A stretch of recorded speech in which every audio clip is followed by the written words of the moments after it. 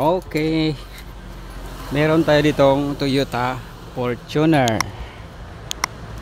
So maamoy din yung buga ng kanyang aircon, guys.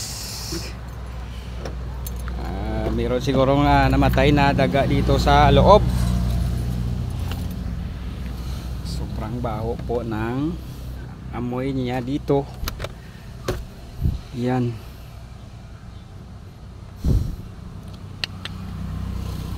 So gagawin ko, guys, tanggalin ko muna to kasi walang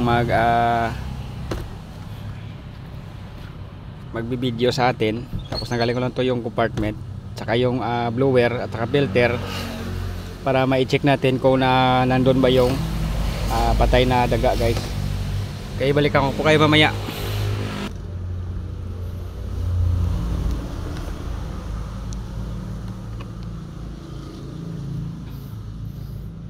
So ito, guys, nakita ko na po yung daga na namatay. Ito, kunin ko lang yung filter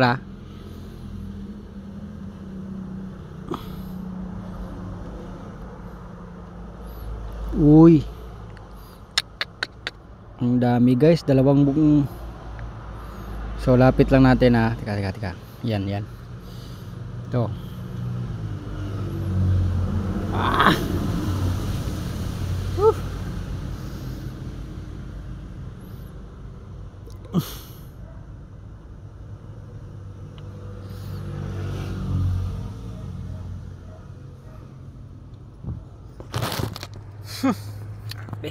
Lakas ng amoy. Ito sila, guys, oh.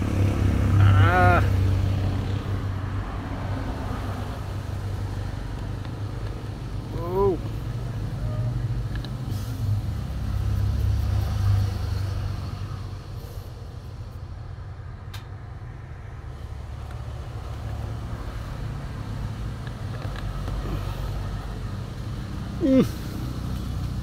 Abe.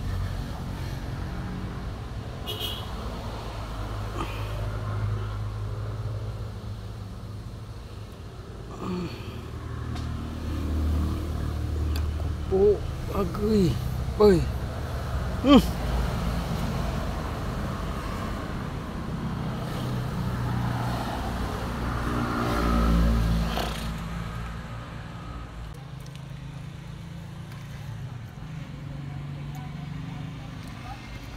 Happy, guys.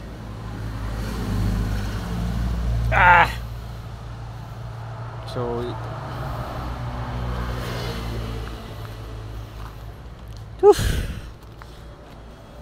ito yung Fortuner na 2018 ba to or ano to, guys?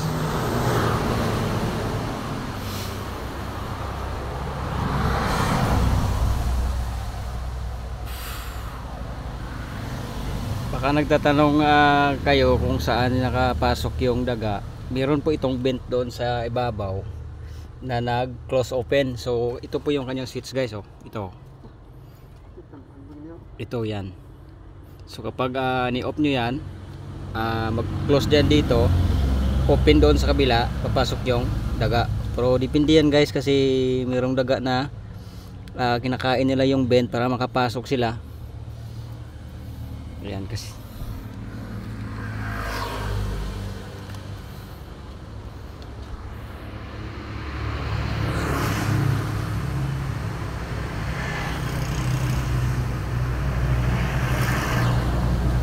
So okay, yun lang, guys.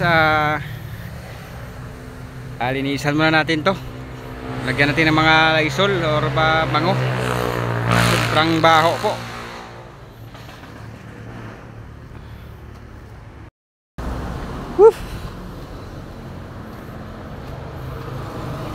So sprayan lang muna natin ng Lysol, guys, para mabuwas-buwasan yung amoy. Ito.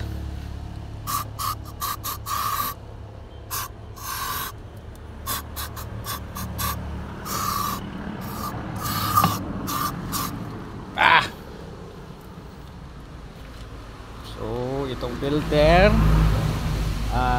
ito lang yung palitan natin, yung kanyang filter. Kasi pag hindi natin palitan, ibalik pa natin to or itaktak pa natin to, may iwan yun dito yung amoy ng daga.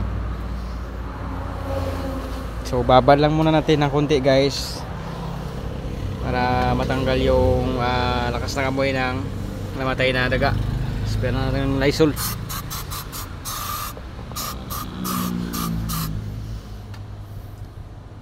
So mabuti lang guys, hindi pa yung nag-aagnas yung yung daga, kasi pag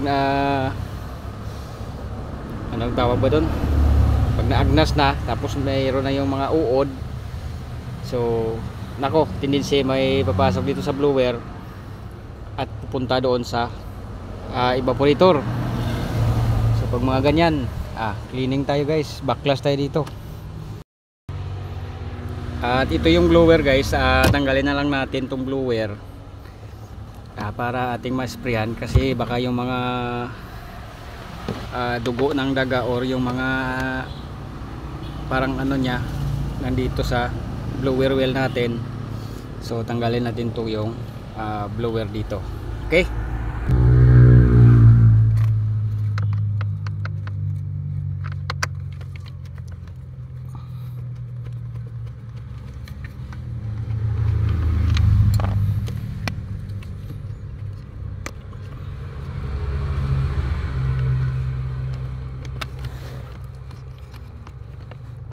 wow, tiga ba?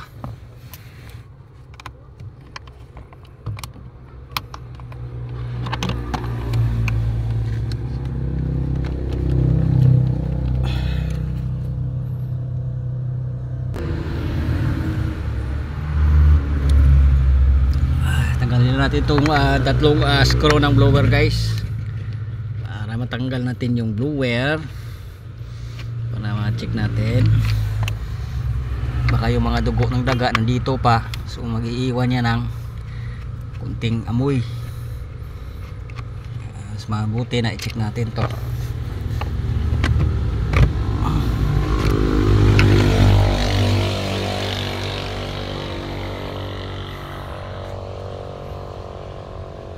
Okay naman guys, good naman. So spray na natin to guys para mabalik na natin. So babad natin ng konti yung unit. Yan, nakabukas yung mga tahan.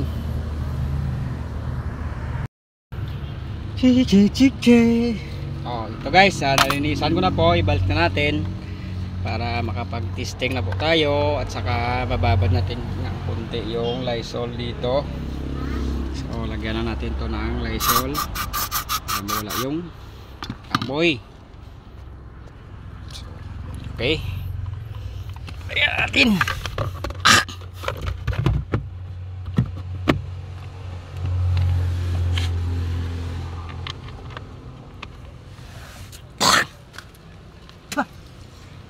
Lakas ng amoy isang ano guys, Lysol.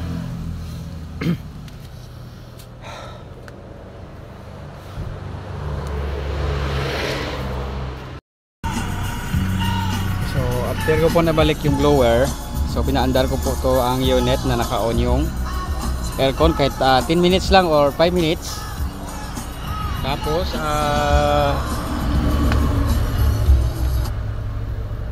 Tapos buga natin ng konti dito para pupunta doon yung bango ng Lysol sa evaporator. Yan. So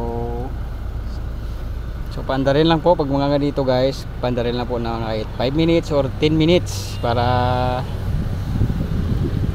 lalabas yung mga amoy. So yan. So hindi na po masyado mabaho yung lumalabas dito. So ang mga amoy natin is yung Lysol na lang. Okay. Okay, so ito na po yung filter na ipalit natin sa filter reserve. Yan, palit po tayo ng bago. So pagpalit nito guys, minsan kapag replacement tong filter, minsan hindi yan papasok guys. Oh, yan oh. Yun, yan. So parang masikip siya ng konti. So ang gawin niyo guys, ito, bawasan lang ninyo dito ng isang layer to. Yan, cut nyo to ng bunting para makapasok dito. Yan, so cut muna natin ang buting guys. At ito na, after natin na bawasan ng itong dalawang gilid, at siguraduhin lang guys na wala po itong clearance doon sa panggilid kasi lalabas yung makadaan po yung alikabok. Pag may clearance dapat fit po siya guys. Yun. Okay, tapos balik lang natin tong kanyang cover.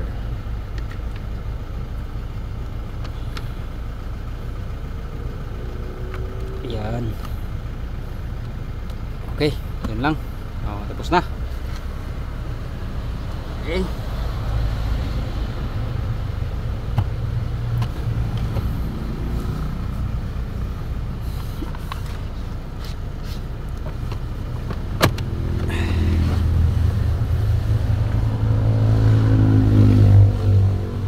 Okay. Over dito sa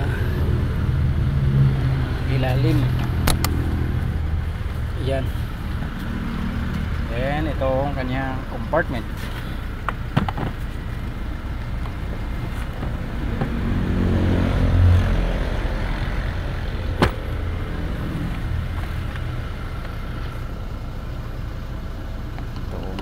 Balik natin ito yung kanyang parang hydraulic dito guys.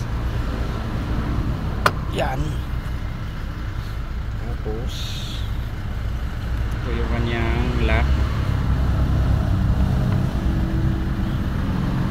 Kanyang lock dito yan guys. So pasensyahan nyo na aking video guys kasi walang mag-video sa atin. Sakto.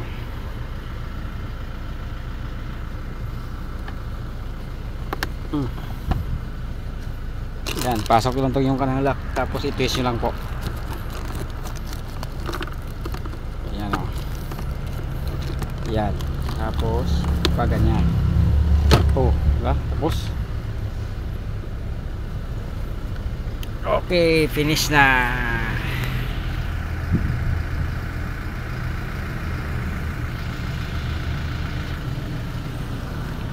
Yan, so tapos na guys. Wala na po siyang amoy. So yun lang guys, maraming salamat po sa panonood. At sana kung bago ka pa lang sa aking channel, huwag kalimutan mag-subscribe at mag-hit sa notification bell para ma-update ko po kayo sa mga next na video na i-upload natin sa paggawa ng car aircon. Alright, God bless.